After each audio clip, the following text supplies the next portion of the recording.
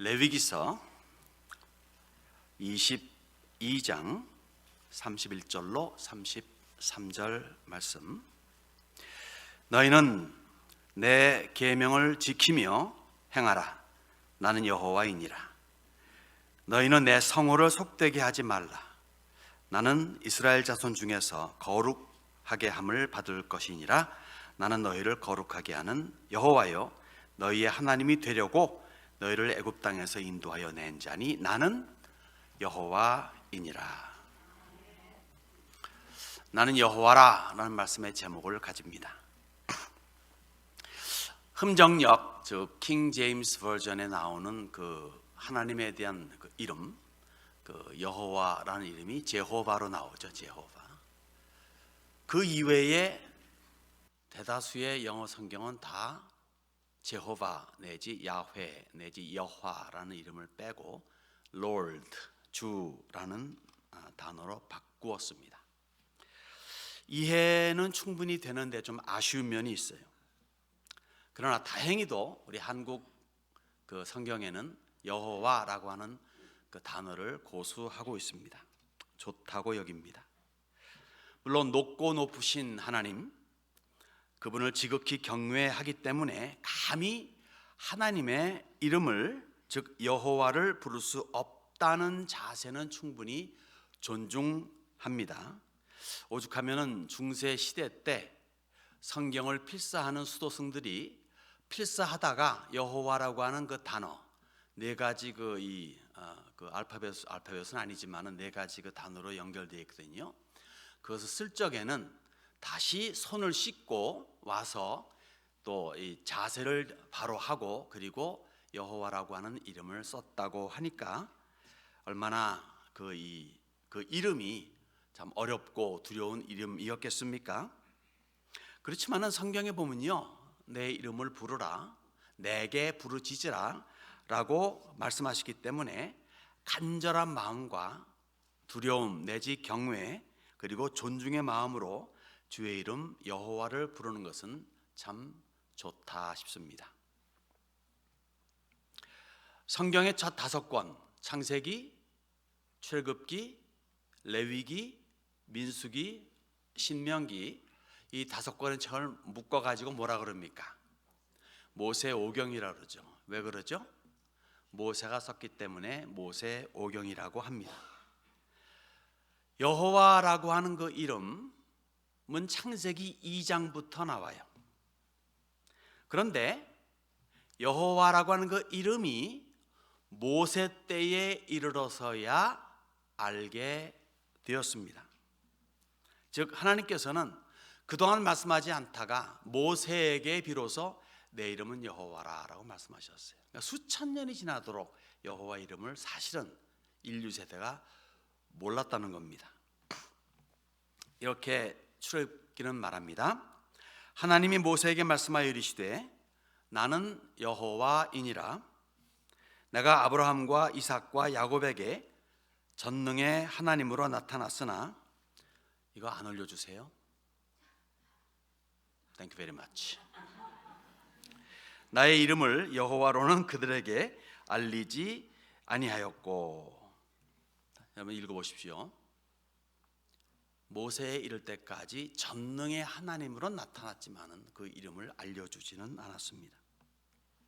사실 성경의 흐름을 보면요, 성경에 우리에게 알려주는 지식이 굉장히 점진적입니다. 처음에 이만큼 알려주시고 시간 지나서 이만큼 알려주시고, 물론 끝까지 하나님의 전체를 알 수는 없겠지만은 사람이 그만큼 받아들이는 속도 내지는 이 한도가 있기 때문에 거기에 맞추어서 알려주신다 싶어요. 그래서 맨 처음에는 전능하신 하나님으로, 그 다음에는 여호와로, 그 다음에는 예수로 나타나는 거죠. 창세기 1장은 우리가 보통 창조장이라고 합니다. 창조에 대한 이야기가 나오죠. 전체가 하나님으로 도배되어 있습니다. 하나님께서 말씀하시기를 하나님이 가라사대, 하나님께서 제가 그 처음에 성경을 접할 때 한 거 어릴 적에 물론 읽진 않았습니다. 하도 어려워서. 딱 읽어보면은 이런 성경이 있어. 제가 분명히 갖다 놨는데 못 찾겠더라고요. 없어졌어요. 뭐 이제 딱 열면은 하나님 샥시어 니라사대 이렇게 시작을 해요. 하긴 그렇게 읽었어요. 그래서 야, 너 이런 말이 있나 그랬는데 그 다음에는 하나님께서 가라사대로 나오고 지금부터 이제 말씀하시대로 번역이 되어 있습니다만은 그냥 1장은 전체가 하나님으로 도배됩니다. 2장에 들어가면서 여호와가 드디어 언급이 돼요. 여호와 누가 썼다? 창세기는 모세가 썼다. 모세가 쓸 적에 이제 그 여호와라는 이름을 넣지만 그 당시에는 여호와라는 개념이 그 당시에는 없었습니다. 근데 여호와라는 이름이 언급되는 2장, 1장은 창조 맨 마지막에 이 창조의 흐름 속에 사람을 창조했다는 것이 나오지만 2장에 딱 들어가면 그때부터 사람과의 관계를 연결시켜요. 그래서 모세는 사람과의 관계 속에서 드디어 여호와라는 이름을 넣기 시작합니다. 즉 여호와라는 그 이름은 하나님과 관계를 맺어갈 때 그렇게 시작되는 단어라 볼 수 있겠죠. 그렇게 세월이 흘러가서 아브라함으로부터 시작되잖아요. 이제 이스라엘이라고 하는 나라는 즉 믿음의 조상하면 아브라함을 말하는데 아브라함이 죽은 후 한 700여 년이 지난 다음에 사실은 모세가 태어납니다.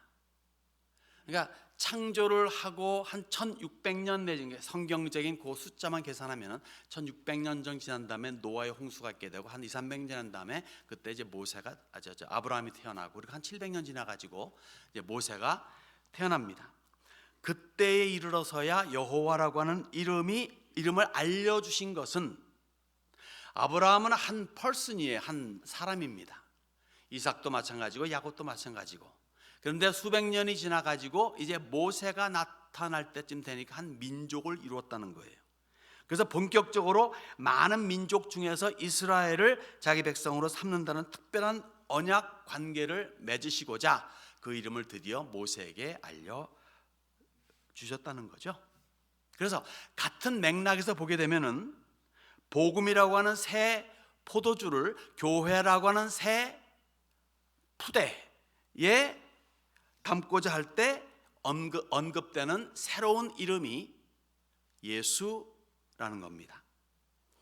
아들을 낳으리니 그 이름을 예수라 하라. 이는 그가 자기 백성을 그들의 죄에서 구원할 자이심이라.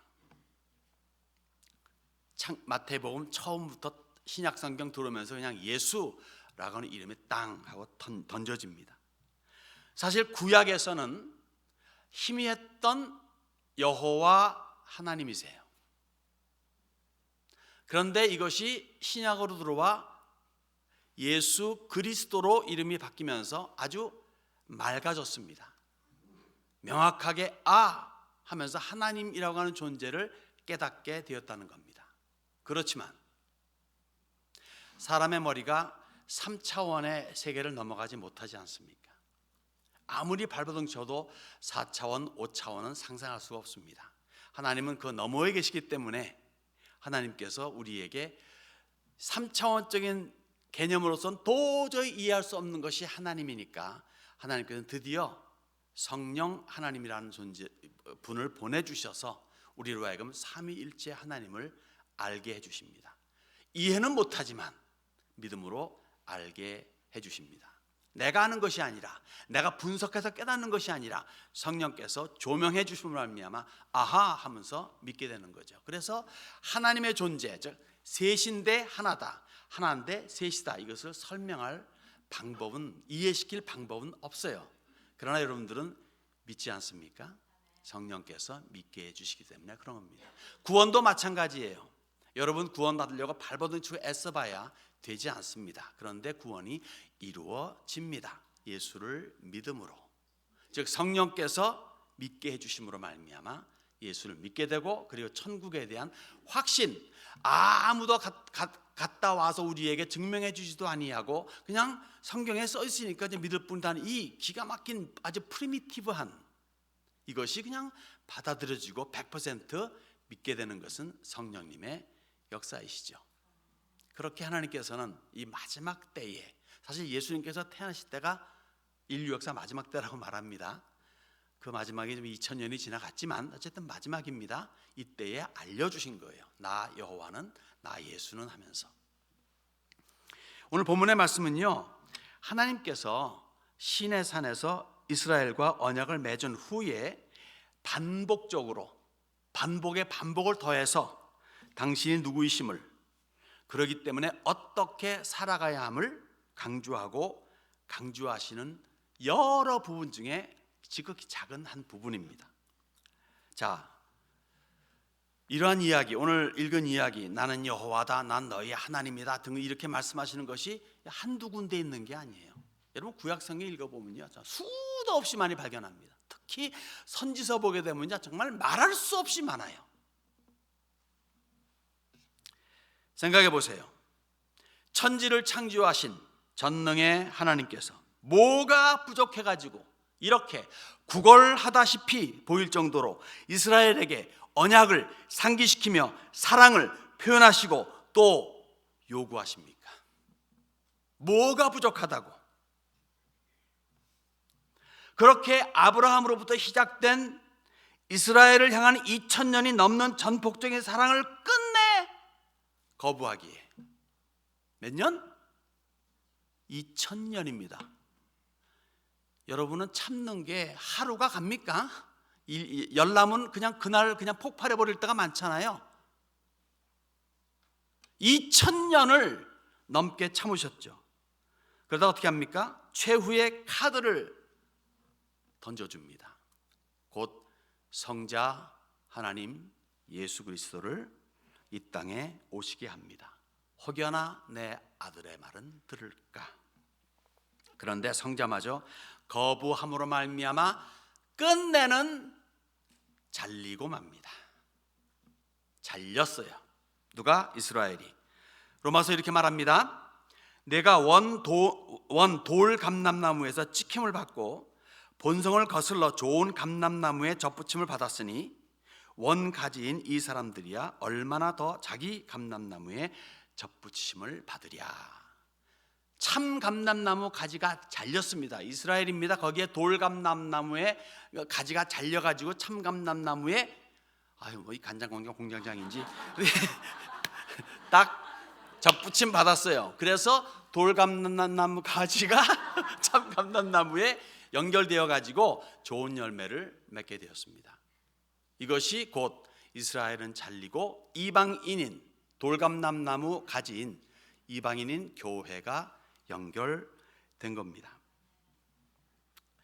물론 원 감람나무 가지인 이스라엘이 다시 접붙임 받을 날이 있긴 있어요. 그러나 아직은 잘려 있는 상태입니다. 그렇다면 무슨 말입니까? 좋은 감람나무에 접붙임 받은 돌감람나무 가지인 교회도 역시 잘못하면은 잘린다는 것 아니겠습니까?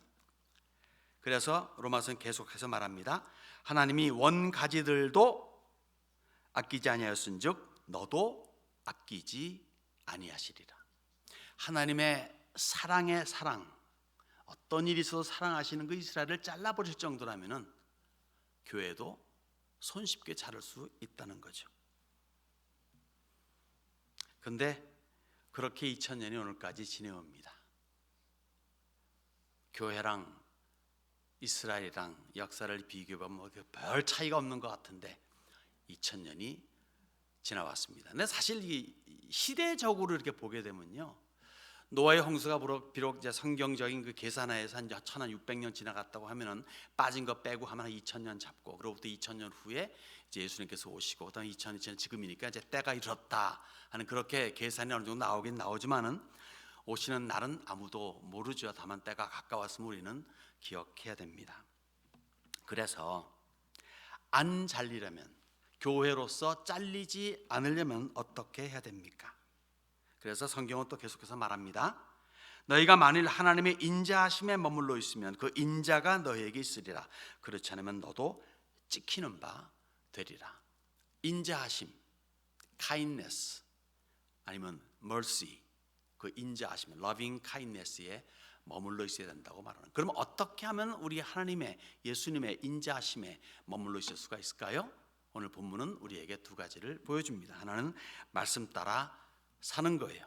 31절에 너희는 내 계명을 지키며 행하라. 나는 여호와이니라. 내 계명을 지키라. 여러분들 옛날 영화를 보시거나 무슨 뭐 이렇게 보시면은 흰 수염이 쫙 있고 뭐 이렇게 관을 쓰고 이렇게 도사가 있죠. 그러니까 한마디 말씀을 합니다. 그러면은 듣는 모든 이게 생도들 가운데 아주 한마디만 들으면 10마디를 깨닫는 똑똑한 애들이 가끔 나타나지 않아요. 이제 그런 사람이 보통 보게 되면 그 영화의 주인공이 나중에 되기도 하죠. 그러한 사람들이 이른바 말해서 하나님께서 택하신다. 그러면 저와 여러분은 거의 대부분 역에서 탈락되지 않겠습니까? 근데 우리는 그렇게 총명할 필요는 없습니다. 왜냐? 해야 할 것과 하지 말아야 할 것들, 그리고 이 받아들여야 될 것과 버려야 될 것들, 이런 것들을 아주 일목조연하게 알려주고 심지어 알려주는 것뿐만이 아니라 기록까지 해주었어요. 그 기록이 곧 우리가 알고 있는 성경입니다. 즉 추측과 상상이 필요 없다는 거예요. 아주 쉬운 요구요 명령을 주시는 겁니다. 그래서 가끔 제가 말하잖아요. 뭐냐 할 적에 내 말 들어 이거예요. 하나님 말씀은 내 말 들어 이거예요. 그 말 들으면 되는 거예요. 복잡한 거 어려운 거. 그래서 성경이 이렇게 말합니다. 이사야 선지입니까? 신명기 이런 말씀이 있습니다. 내가 오늘 내게 명령하니 명령은 내게 어려운 것도 아니요 먼 것도 아니라 하늘에 있는 것이 아니니 내가 이르기를 누가 우리를 위하여 하늘에 올라가 그의 명령을 우리에게로 가지고 와서 우리에게 들려 행하게 하라 할 것이 아니요 이것이 바다 밖에 있는 것이 아니니 내가 이르기를 누가 우리를 위하여 바다를 건너가서 그의 명령을 우리에게로 가지고 와서 우리에게 들려 행하게 하라 할 것도 아니라 오직 그 말씀이 내게 매우 가까워서 내 입에 있으며 내 마음에 있은즉 내가 이를 행할 수 있느니라. Pirates of Caribbean이라든가 뭐 옛날에 그 유행했던 영화 있었죠. 뭐죠 그거? 해적 말고 인디애나 존스. 그다음에 또 뭐 사실 뭐 로드 오브 더 링도 그래요. 보면은 그거 하나 쟁취하고 뭐 하나 하기 위해서 얼마나 참 난관을 겪습니까? 저는 그런 거 보면서 항상 재밌는 게 뭐냐면은 뭐를 찾으러 가잖아요. 흔히 여러 가지 그러니까 뭐 기관 장치를 다 피하고 뭐 온갖 고생 다 해가지고 죽을 고비를 넘겨가지고 딱 도착을 해서 찾았어. 근데 꼭 그다음에 보면은 악동들이 뒤쫓아오더라고. 그 사람들은 죽지도 않아. 근데 비슷하게 주인공은 죽을 뻔 하는데 말이죠. 어쨌든간에 그런 거 하나 얻으려면 그렇게 힘든 고생을 하는데 여기 본문은 성경 뭘 말합니까? 바다 건너와서 가져오라는 것도 아니고 하늘 올라가서 취하라는 것도 아니지 않냐? 바로 내 입에 있지 않냐? 내 마음에 있지 않냐? 그렇게 아주 쉽게 가까이 있다는 거죠. 그러면서 내친 김에 이렇게 덧붙이십니다. 보라 내게 오늘 생명과 복과 사망과 화를 내 앞에 두었으니, 그러니까 생사화복을 내 앞에 두었으니 거예요. 곧 내가 오늘 내게 명령하여 내 하나님 여호와를 사랑하고 그 모든 길로 행하며 그의 명령과 규례와 법도를 지키라 하는 것이라. 이것이 뭐 숨겨져 있는 비밀입니까? 아니에요. 그냥 딱 써져 있는 글이에요. 그냥 읽고 그냥 따라하면 돼요. 도둑질 하지 말은 도둑질 안 하면 되는 거예요. 사랑하라면 사랑하면 되는 거예요.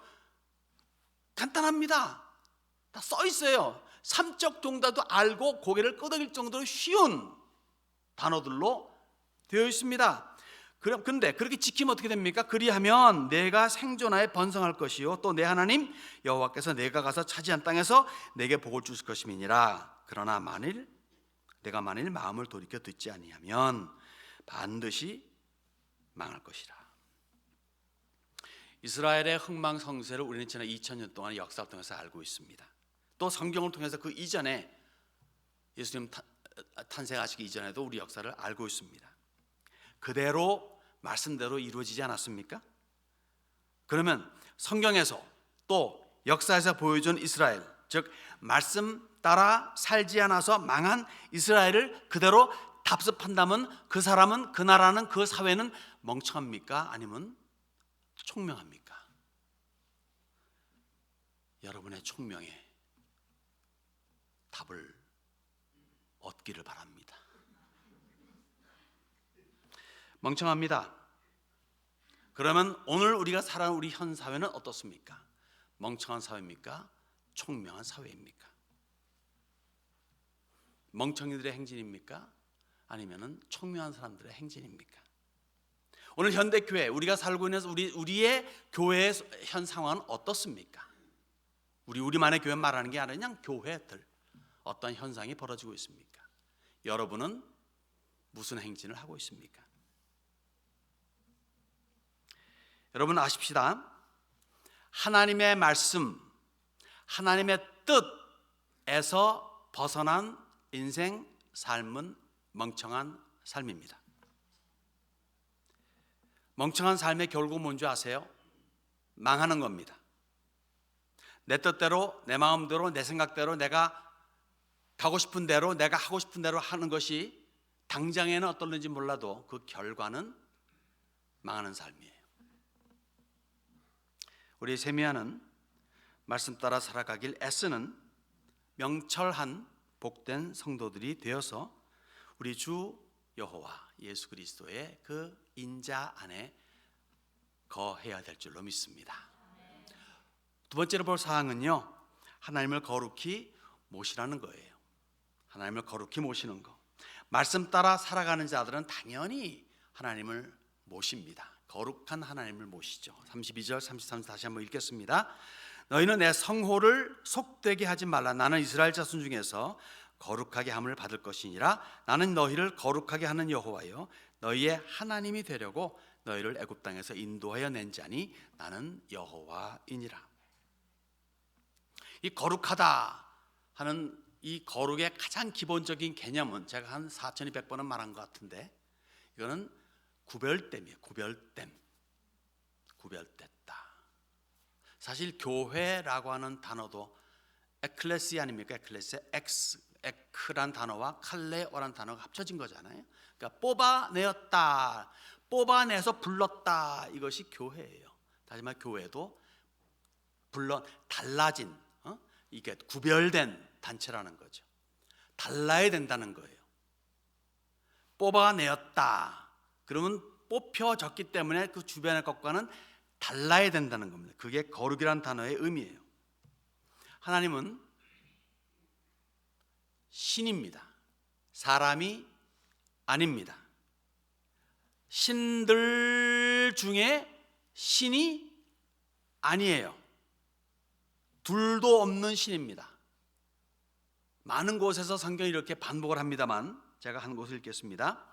나 외에 다른 신이 없나니 나는 공의를 행하며 구원을 베푸는 하나님이라. 나 외에 다른 이가 없느니라. 땅의 모든 끝이여 내게로 돌이켜 구원을 받으라. 나는 하나님이라. 다른 이가 있다 없다? 없다는 거예요. 무슨 말인가 하면은 하나님을 제외한 모든 신이라 일컫는 것들은 몽땅보다 가짜라는 겁니다. 그래서 우리는 그러한 가짜를 두고 한마디로 뭐랍니까? 우상이라는 거예요. 일본에 800만 귀신이 있다 그러고 인도에 1억 4천인가 그렇게 있다 그래요. 다 가짜입니다. 우상은 생명이 있습니까? 없습니까? 없습니다. 생명이 없는 것이 생명을 줄 수 있습니까? 없습니까? 없습니다. 그들에게 영생이 있을 수가 없는 거예요. 이 세상에 존재하는 수많은 종교들이 있어요. 여러분들이 교회를 오시면서도 이 이상한 종교가 있는 그런 빌딩들을, 그걸 빌딩들이야 말해야겠죠. 교회라 말할 수 없으니까 사원들 내지 이런 것들이 지나쳐 왔을 겁니다. 아마 그런 것들은 몽땅 가짜입니다. 가짜이기 때문에 인생에서 가장 중요한 영생을 줄 수는 없어요. 아무리 여러분들이 세상에서 중요하다 여기는 것들이 있다 할지라도 생명과 바꿀 수는 없죠. 영생과 바꿀 수는 없어요. 만약 어떤 사람이 여러분에게 왔습니다. 여러분에게 와가지고 내가 너에게 $100 million 1억 불을 주겠다. 작은 돈이 아니잖아요. 주겠으니까 너의 생명을 내게 다고. 여러분 줄 수 있겠습니까? 1억 불이 아니라 100억 불을 줘도, 다른 건 다 줘도 생명은 줄 수가 없는 거예요. 가장 중요한 영생은 누구만이? 하나님만이 줄 수 있는 거예요. 자, 한 칸 더 나아간다면요, 참된 복과 행복, 그리고 즐거움과 만족한 삶도 하나님만이 줄 수가 있어요. 거꾸로 말하면은 하나님을 떠나면, 하나님에게서 멀어지면 불행과 저주, 불평과 불만, 그리고 불안과 초조의 삶이 뒤따릅니다. 혹 여러분 오늘을 살아가면서 불안합니까? 원망이 있습니까? 이런 것들은 그만큼 하나님에게서 멀어져 가기 때문에 나타나는 현상이라 생각하시면 되겠습니다. 똑같은 일이 벌어져도 그것 때문에 불굴의 정신을 가지고 일어나는 사람이 있는가 하면은 그런 일 때문에 낙심하고 심지어는 극단의 행동을 취하는 사람들도 없지 않아 있지 않습니까? 참 만족과 행복과 편안함, 이런 것들은 오직 하나님만이 줄 수 있어요. 여러분, 구약 시대에 이스라엘의 고질적인 문제가 뭐였습니까? 여러분 성경 읽으면서 항상 이스라엘 당면하는 문제가 뭐였습니까? 영적인 면에서 잘 살든 못 살든 항상 당면하는 이슈가 있었어요. 종교라고 말하면 종교라 말할 수 있겠죠. 항상 바알과 아세라였습니다.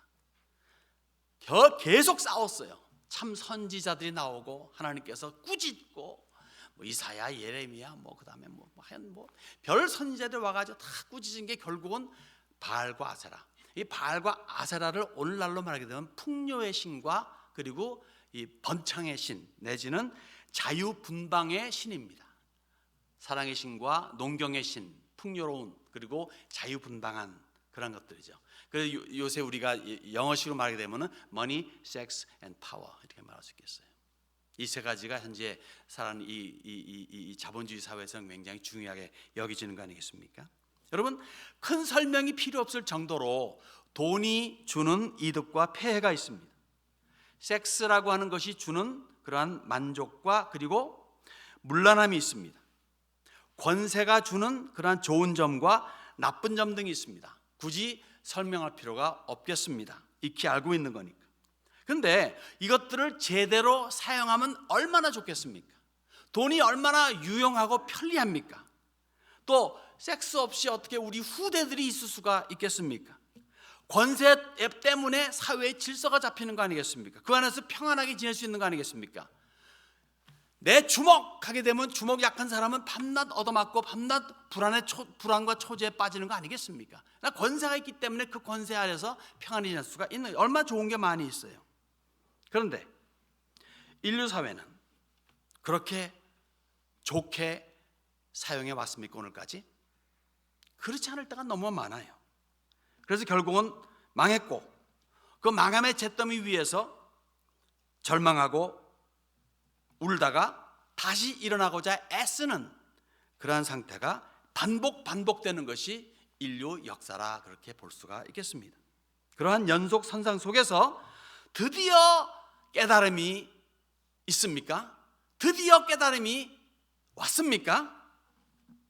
불행히도 계속 못 깨달아요.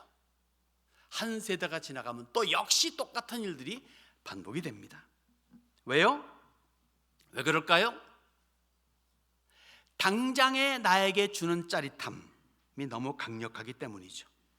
사람의 죄된 욕심과 망각의 늪은 그런 것들, 머니, 섹스, 파워, 돈과 성과 그리고 권세를 계속적으로 추구하기 때문입니다.